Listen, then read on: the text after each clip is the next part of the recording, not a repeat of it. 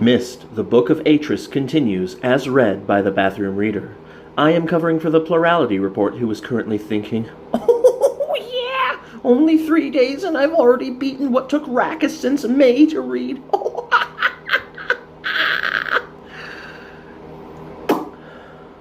Chapter 10.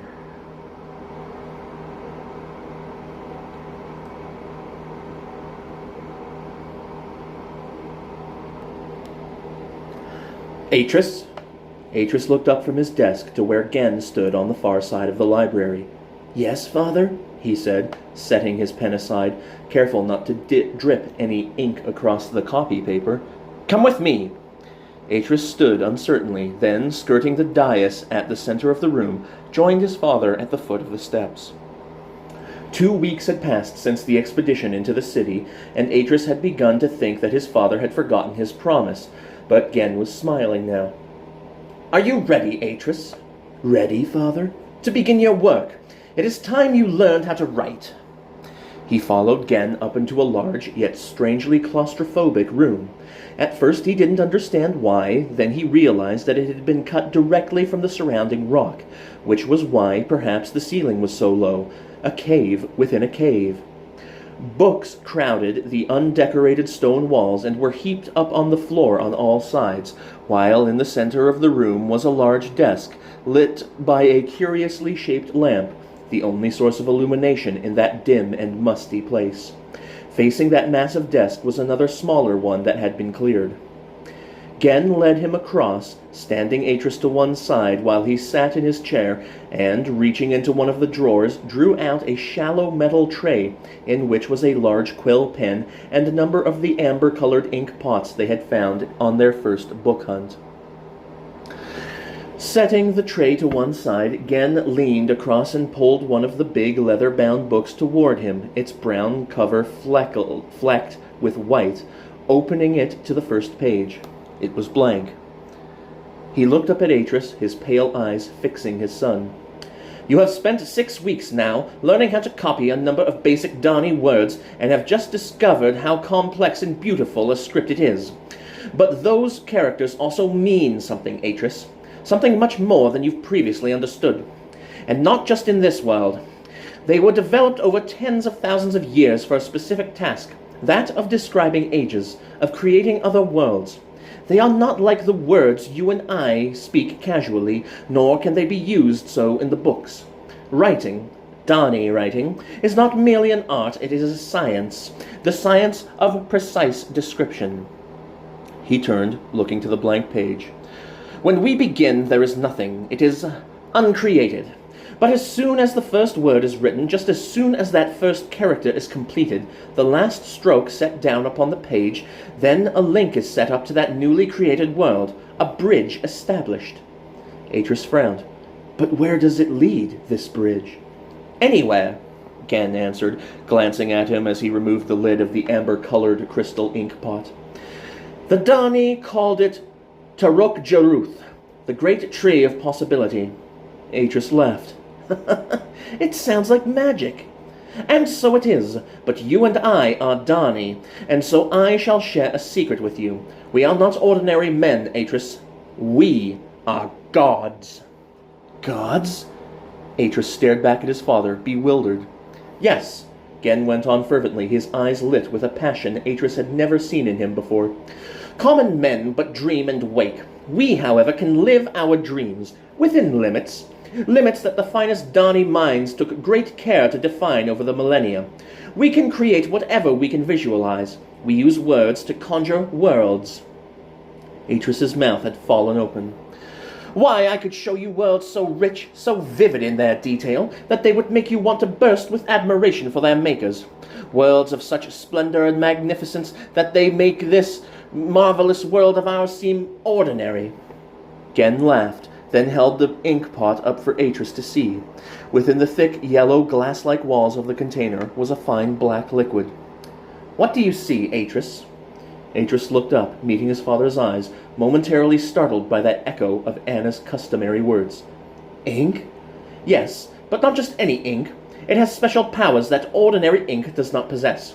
So too with the pages of the book. They are made of a special paper, the formula for which was kept secret by the guild. And the pen? Atrus asked, pointing to it. Is that special too? Gehn smiled. No, the pen is but a pen.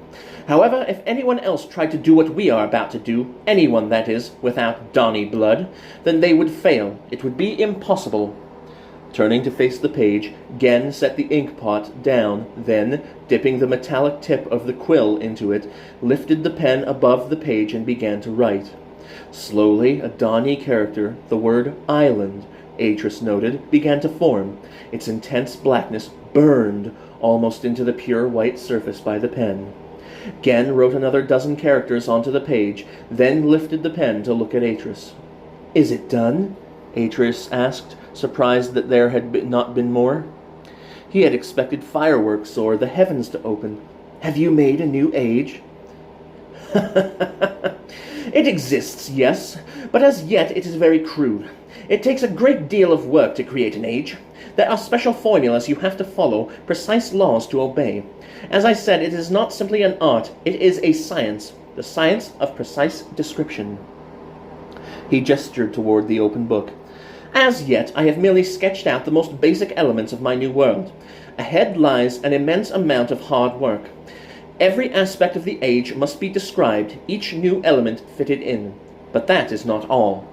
Reaching across, Gehn took another, much smaller book from a pile at the side and held it out to Atrus. Once the age is complete, one must always make a linking book. Atrus took the small book and opened it, noting at once how few pages were in it. All of them were blank. Yes, Gehn continued, when you travel to a newly written age, you must always carry a linking book with you. If you do not, you would be trapped there without any way of traveling back. Atrus looked back at his father, wide-eyed. But what's actually in one of these linking books? Gehn took the book back. Each linking book refers to one of the larger descriptive books. To one specific book, you might say it contains the essence of the larger book, certain phrases and words that fuses it to that book and no other. But that is not all. For a linking book to work, it must also include an accurate description of the place one wishes to link to on that particular age, which is recorded by writing a special Donny symbol, a garoherte. Yes, and a linking book must be written in the age and location it is meant to link to, and so a linking book is, in a sense, a working substitute for a descriptive book. Atrus thought for a moment, then, and can there be only one linking book for each descriptive book? Not at all, Gehn answered, delighted by his son's understanding. Then, setting the slender book back on the pile, he added, You can make as many linking books as you want, but you must always make at least one. That is the first rule, one you must not forget. Atrus nodded. But what if you change the age? What if you decide to write more in the descriptive book? Would the linking book cease to work? No, if the descriptive book is changed, then all linking books associated with it will link to the changed world. Atrus's eyes lit, imagining it, only now realizing just how complex and powerful this writing was. It sounds astonishing. Yes, Gehn said, his eyes looking back at Atrus, godlike and wise beyond all human years. Oh, it is, Atrus. It is. That night, Atrus decided he would speak to his father to remind him that it was almost time for them to go back and visit Anna. Encouraged by Gehn's high spirits over supper, Atrus waited until he had lit his pipe and settled back in his chair in the corner of the kitchen before he broached the subject. Father? Gehn stretched his legs and stared at his boots, the gently glowing pipe cradled in his lap. Yes? When are we going back? Gehn looked to him languidly. Back? Back where? To the cleft. Surprisingly, Gehn laughed. There? You want to go back there? Yes, Atrus said quietly. You said... I said I would try. I said... Gehn sat up and, setting the pipe aside, leaned towards Atrus. I said that to keep your grandmother quiet. I never meant... He shrugged, then started again. Look, Atrus, It would take us the best part of 4 or 5 days to get there, and another 3 or 4 days to return here. And for what? Well, couldn't you write a book to the cleft and bring her here? And how would you set about writing such a book? This world has already been created. Then you can't write a linking book? Atrus stopped, realizing that, of course, he couldn't. He would have to be at the cleft in order to write that linking book. Gehn watched him, seeing that he understood, then spoke softly. I should, perhaps, have said you cannot link to another location in the age you are in. It is impossible. Atrus was silent a moment, then. But you told me you would take me back. Oh, Atrus, grow up. There's nothing there. Atrus looked down. But you promised. You said. Gehn stood. I simply do not have the time, and even if I did, I would scarcely waste it going there. The place is a pit, Atrus, literally so. Besides, that woman is poisonous. Don't you understand that yet? I had to take you away from there. You're wrong, Atrus said quietly, but Gehn simply shook his head and pointed at the chair. Sit down. I shall tell you a story. Then you can tell me if I am wrong or not. Atrus sat, angry still and resentful, refusing to meet his father's eyes. Close to 30 years ago, when I was but a child of 4, there was a war. A young man named Veovis started it. He was the son of a nobleman and the sole heir to a powerful estate. In time, he would have become one of the ruling council, a lawmaker, but he was not content with what he had, nor with the promise of what would be. Veovis broke Dani law. He abused his privileged position. In what way? His crimes were heinous, unmentionable. He was a cancer that needed to be cut from the Dani culture. Eventually he was caught and, despite his father's intercession, he was tried before the 5 lords. For more than 20 days witnesses gave evidence. Finally the 5 gave their decision. Veovis was to be imprisoned, to be kept in a place from which he would never escape. But before the decision of the 5 could be implemented, several of Veovis's young friends helped him flee Dani. For 6 months nothing was heard of Veovis, and it was assumed that the problem had taken care of itself.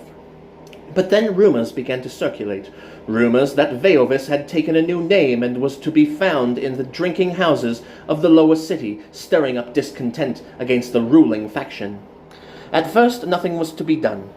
Rumors were only rumors, it was argued, but then a number of incidents occurred. A stabbing of a senior official in one of the guilds, a bomb in one of the main inkworks, the desecration of a book. Atrus frowned, not understanding, but his father was staring off into the distance, caught up in his recollections. After this last incident, a council meeting was called.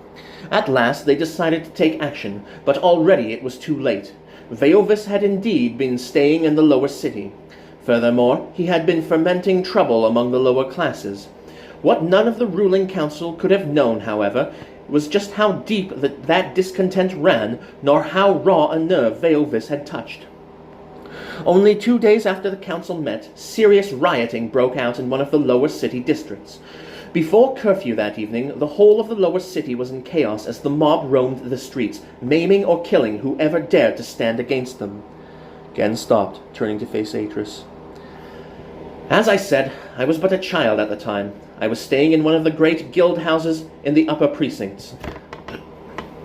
My home was several miles away, on a great bluff of rock that I could see from one of the windows in the refectory.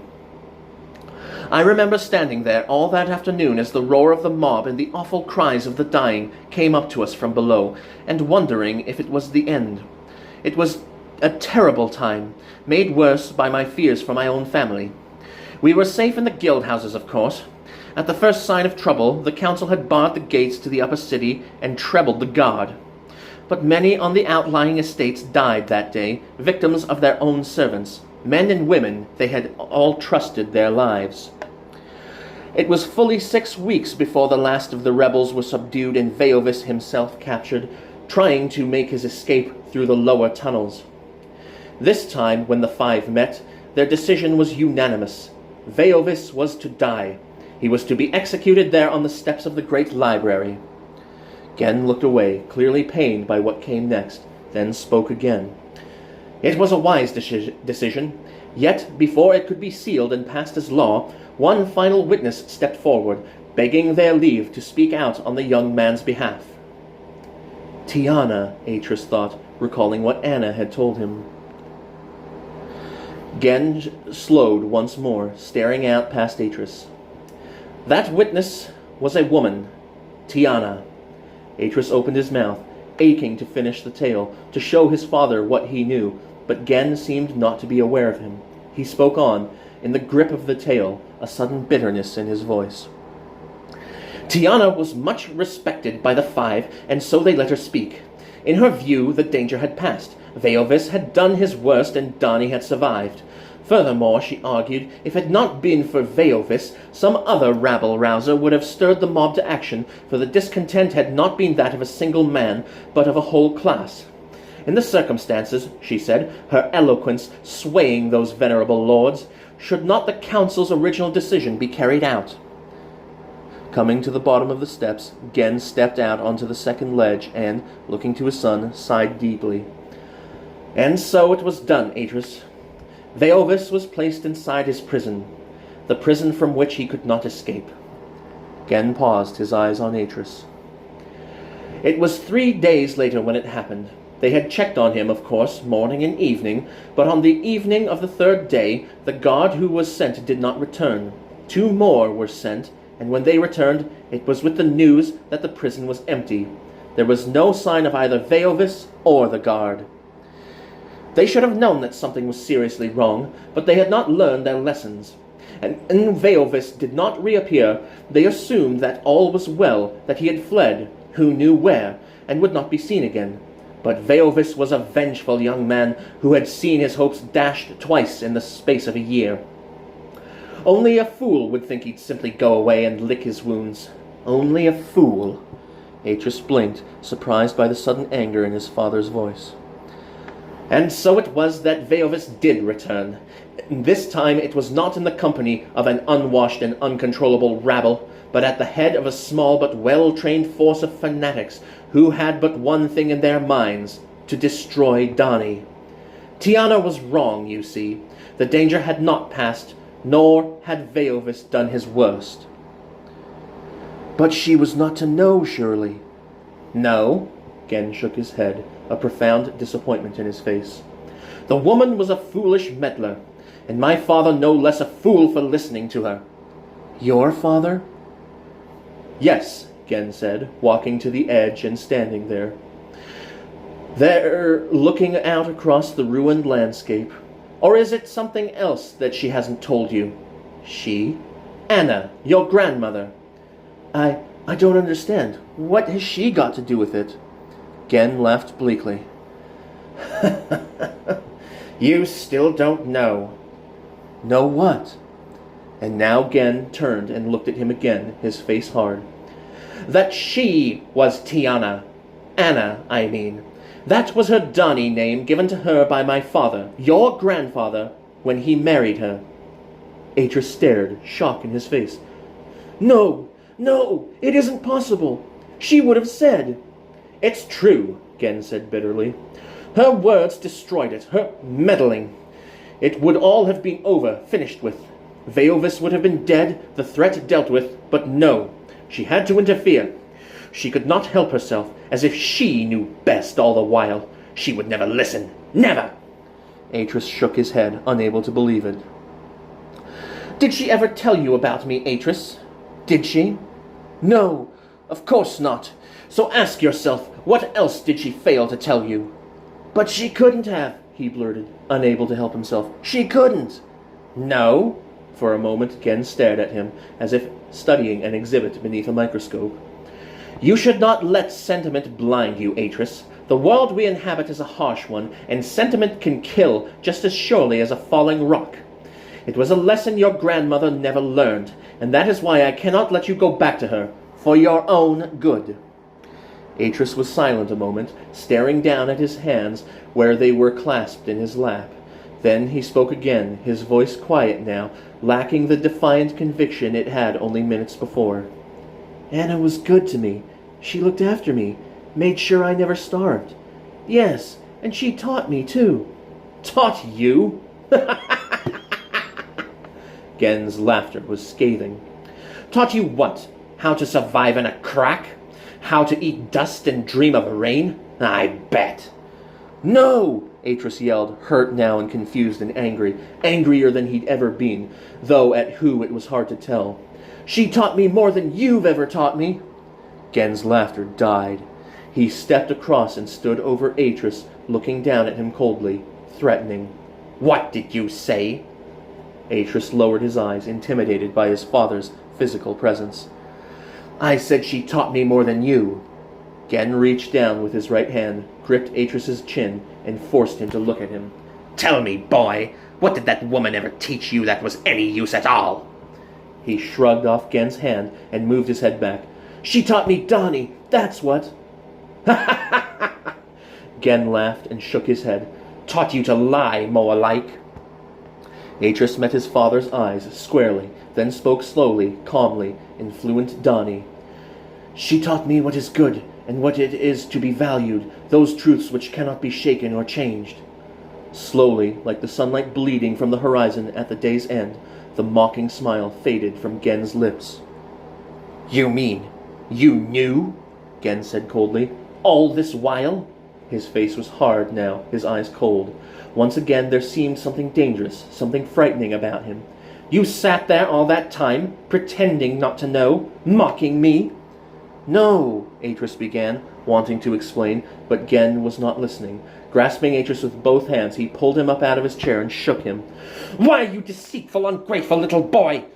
It would serve you right if I took you back and let you rot there in that pathetic little hole. Ah, but she would like that, wouldn't she? And that is why we are not going back. Not now, not ever. But you must, Atrus cried out, appalled at the thought. She'll be worried when she doesn't hear. Taking Atrus by the scruff of the neck, Gehn half marched, half dragged him to his room and threw him inside, then slammed the door and locked it. Wait! Atrus cried, picking himself up and throwing himself at the door. Father, please! You've got to listen!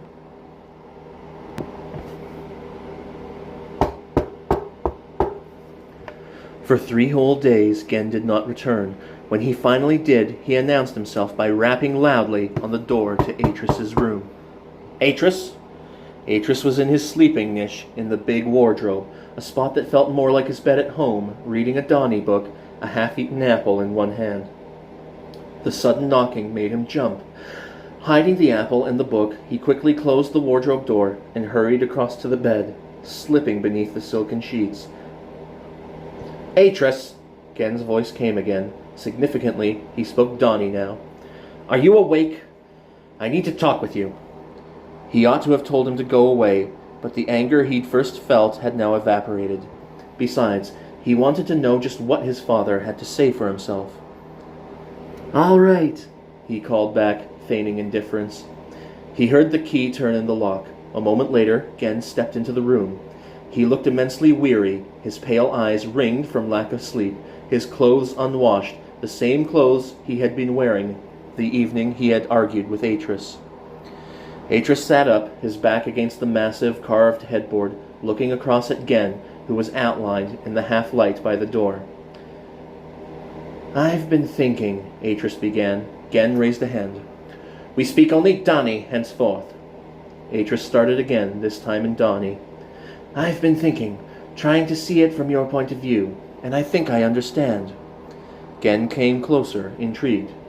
And what conclusion did you come to? Atrus hesitated. Then, I think I understand why you feel what you feel about Anna, why you hate her so much. Gehn laughed, surprised, yet his face was strangely pained.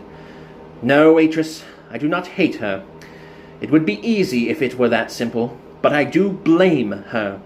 I blame her for what she did to Donnie, and for leaving my father here, knowing he would die. I don't see the difference. No? Gehn came closer, standing over him. It is hard to explain just what I feel sometimes.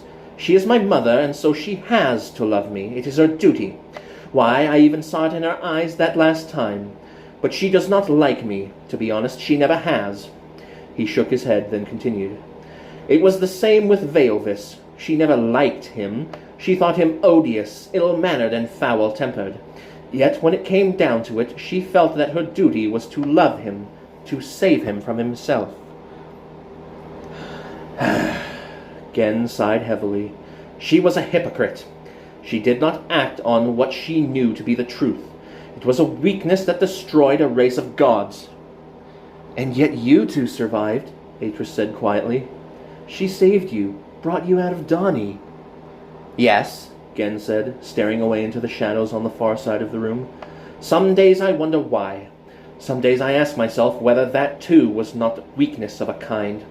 Whether it would not have been better for us to both have died back there and end it all cleanly. As it is—" Atrus stared at his father in the long silence that followed, seeing him clearly for the first time. There was something quite admirable about the spirit within him, about the determination to try to restore and recreate the Donny culture single-handedly. Admirable, but futile. "So can I go and see Anna?" Gehn did not even look at him. "No, Atrus, my mind is made up. It would be too disruptive, and I cannot afford disruption." "But she'll worry if I don't go back." "Be quiet, boy. I said no, and I mean no. Now let that be the last word on the matter. I shall send Regis with a note informing your grandmother that you are well and explaining why she cannot see you again. But beyond that, I can permit no further contact between you." Atrus looked down. It was as if his father had physically struck him. Not see her again? The thought appalled him. "As for the matter of your deception," Gehn went on, unaware, it seemed, of the great shadow that had fallen on the young man's spirit, "I have to tell you that I was gravely disappointed in you, Atrus. That said, I shall overlook it this once. Indeed, it may prove a great benefit in the long term. It will certainly save me a great deal of time and hard work, and it will also mean that I can press on more rapidly than I had anticipated. It is possible you might even start a book of your own." Atrus looked up. "A book?" "Yes, but you must promise me something." Gehn loomed over him, his manner fierce, uncompromising. "You must promise me never, and I mean never, to question my word again or to scheme behind my back. You must absolutely be clear on this, Atrus. I am master here, and my word is law." Atrus stared at his father, knowing him at that moment better than he had ever known him. Then, realizing he had no other choice, he bowed his head. "I promise." "Good. Then come get something to eat. You must be starving."